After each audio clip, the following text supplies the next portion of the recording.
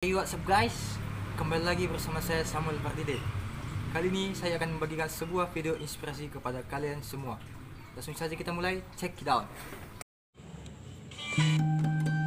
Ya, pembelajaran terpadu tepatnya menggunakan metode integrated. Pengertian: pembelajaran terpadu tipe integrated merupakan suatu pendekatan yang mengaitkan aspek intra maupun antar mata pelajaran, sehingga siswa akan dapat memahami konsep-konsep pembelajaran melalui pengalaman langsung dan nyata. Pertama kali, guru menyeleksi konsep-konsep keterampilan dan sikap yang diajarkan dalam satu semester dari beberapa bidang studi. Selanjutnya, dipilih beberapa konsep keterampilan dan sikap yang memiliki keterhubungan yang erat dan tumpang tindih di antara berbagai bidang studi. Kemudian langkah-langkahnya, yang pertama adalah guru merancang program rencana pembelajaran dengan mengadakan pengkajian tema. Yang kedua, tahap pelaksanaan melakukan kegiatan. 1. Proses pengumpulan informasi. 2. Pengelolaan informasi dengan cara analisis, komparasi, dan sintesis. Yang ketiga, penyusunan. Laporan dapat dilakukan dengan secara verbal, grafis, vektorial, audio, gerak, dan motivasi. Selanjutnya ada tahap penilaian. Dilakukan dengan 1. Penyajian laporan baik itu secara tertulis, unjuk kerja maupun produk.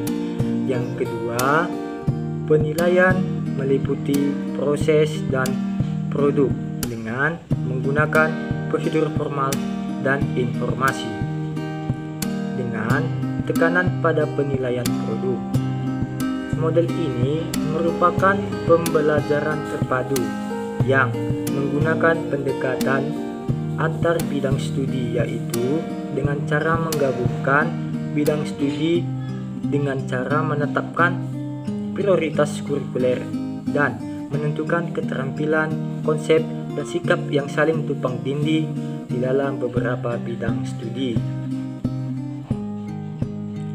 Kelebihannya, yang pertama adalah adanya kemungkinan pemahaman antar bidang studi. Yang kedua, membangun pemahaman sehingga menambah pengetahuan. Ketiga, memberi kemudahan kepada siswa dalam mempelajari materi yang berkaitan karena fokus terhadap isi pelajaran. 4. Satu pelajaran dapat mencakup banyak dimensi. 5. Memberikan perhatian pada berbagai bidang yang penting dalam satu saat. 6. Kemudahan pelajar yang mengarah pada keterkaitan dan hubungan timbal balik antara berbagai disiplin ilmu. Selanjutnya adalah kekurangan. Kekurangan yang pertama terletak pada guru, yaitu guru harus menguasai konsep, sikap, dan keterampilan yang diprioritaskan. 2. Penerapannya, yaitu sulitnya menerapkan tipe ini secara penuh. Yang ketiga, tipe ini memerlukan tim antar bidang studi, baik dalam perencanaannya maupun pelaksanaannya. Yang keempat, mengintegrasikan kurikulum dengan konsep-konsep dari masing-masing bidang studi, menuntut adanya sumber belajar yang beraneka ragam. Contohnya dalam bidang teknologi. Yang pertama itu ada mata pelajaran IPS menggunakan kompetensi dasar 2.3. Perkembangan teknologi seperti produksi, komunikasi, transportasi, serta pengalaman menggunakannya. Yang kedua ada mata pelajaran ilmu pengetahuan alam, kompetensi dasar digunakan adalah 8.2. Perkembangan energi alternatif untuk mendukung teknologi seperti energi matahari, angin, air, dan panas bumi. Dan yang ketiga ada mata pelajaran bahasa Indonesia menggunakan kompetensi dasar 8.2. Menyampaikan pesan yang diterima dari telepon sesuai dengan isi pesan.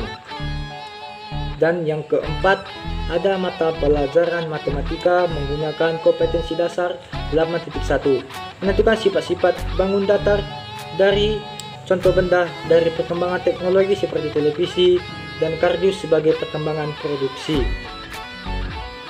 Nah, tadi sudah kita katakan bahwa IPA adalah membuat karya dan model yang menunjukkan perkembangan perubahan energi listrik menjadi energi gerak, termasuk dalam memperagakan. Yang kedua, ada IPS, teknologi komunikasi dan transportasi, termasuk dalam mencari informasi. Yang ketiga, ada mata pelajaran bahasa Indonesia, di mana petunjuk menggunakan benda atau melakukan sesuatu. Contohnya tadi adalah berkomunikasi melalui telepon. Di sini termasuk dalam menulis. Dan yang keempat adalah mata pelajaran matematika, di mana bangun ruang sederhana dalam tindakan mengamati. Contohnya tadi, kita membuat sebuah bangun ruang yang terbuat dari sebuah kardus, kemudian kita olah, termasuk dalam mengamati. Oke, kesimpulannya, pembelajaran terpadu tipe integrated atau keterpaduan adalah tipe pembelajaran terpadu yang menggunakan pendekatan antar bidang studi, menggabungkan bidang studi dengan cara menetapkan prioritas kurikuler dan menemukan keterampilan, konsep, dan sikap yang saling tumpang tindih dalam beberapa bidang studi.